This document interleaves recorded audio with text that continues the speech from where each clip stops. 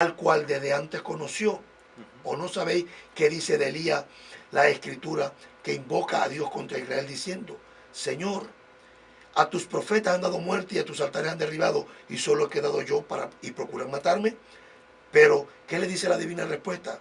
Me he reservado 7,000 hombres que no han doblado la rodilla delante de Baal. Y cuando habla de estos 7,000 hombres, estamos hablando que todo el pueblo de Israel, porque este relato tenemos que ir a los profetas, a los reyes, claro, para hablar, para oír de lo que Elías estaba haciendo. Mucho pueblo de Israel se había contaminado, los reyes de Israel habían cometido sacrilegio, pero Dios siempre ha guardado un remanente. No eran todos, sino un remanente. claro. Y a lo que Pablo le está diciendo. ¿Por qué está la pregunta sobre si había desechado Dios a Israel, sí o no? Porque no podemos empezar en el capítulo 11, porque entonces empezamos, correcto, tenemos que empezar en el capítulo 10 Claro. para entender. Pero el capítulo 11 más adelante conecta nuevamente Sí. la pregunta anterior Exacto. del capítulo 10. En el versículo 11 Pablo vuelve a decir: digo pues, ha tropezado los de Israel para que cayesen. Y Pablo vuelve a responderle para reconfirmar. Le dice: en ninguna manera, porque por su transgresión vino la salvación a los gentiles para provocarles a celo. Y aquí tenemos un problema. Si la gente que lee la Biblia y que profesa creer en el Dios único y verdadero dice ser el pueblo de Israel, los judíos espirituales o el Israel espiritual, ¿por qué la iglesia y por qué los creyentes hoy no provocan a celo a Israel? Porque ese es un punto. Pablo dice que los gentiles llegaron para provocar a celos a Israel.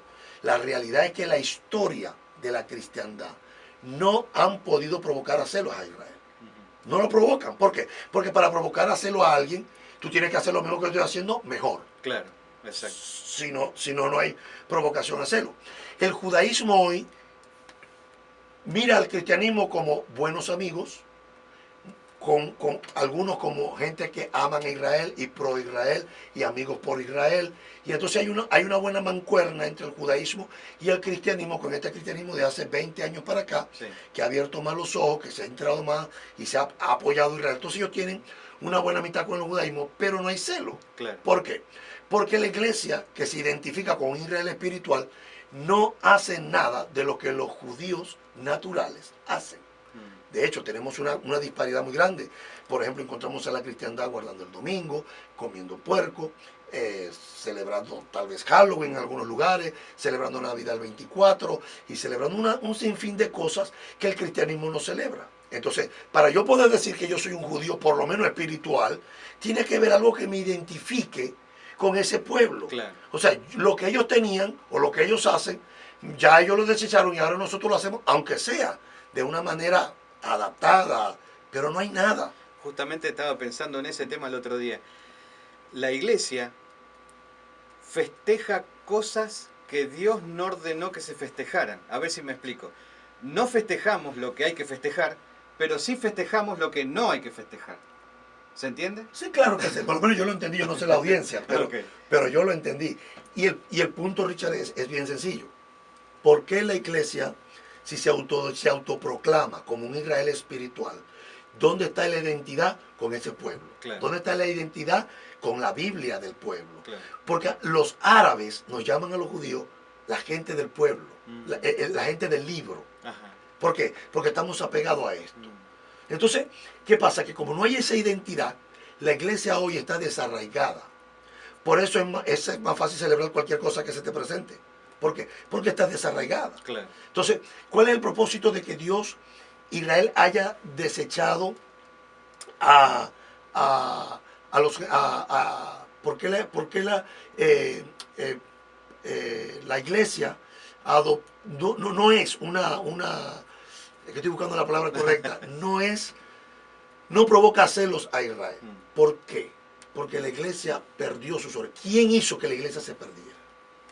Se perdiera en el sentido de práctica, Sí, no, sí, no sí, con sí, respecto a su salvación, con sí. respecto a su práctica. Los mismos teólogos del siglo II, del siglo III, del siglo V, del siglo X, del siglo XIII, pero sobre todo los del siglo XVIII. Los teólogos del siglo XVIII, al tener un concepto teológico preconcebido sobre la teología del reemplazo, Israel es rechazada, porque para hablar de la teología del reemplazo no podemos hablar de protestantismo, porque antes de que los protestantes surgieran en el 1500, en el 1300, que todavía hay, los primeros protestantes surgieron allí. Ajá. El padre del protestantismo no es Martín Lutero. Los padres del protestantismo surgieron antes de Lutero. Claro. Lutero se alimentó de muchos hombres que dieron su vida por la reforma protestante. Martín Lutero fue el último que apareció en la reforma protestante. Esos primeros 300, 400, 500 años fueron los primeros creyentes que se identificaban como la Iglesia Universal, o lo que conocemos hoy como la Iglesia Católica, que no era tan latina como es hoy, sino era más oriental. Ajá. Antiguamente. ¿Qué pasa? Que esto lo que hace es un rompimiento, porque ellos determinan, estos obispos determinan, que la Iglesia de ahora en adelante no va a celebrar la Pascua, no va a celebrar Hanukkah, no va a celebrar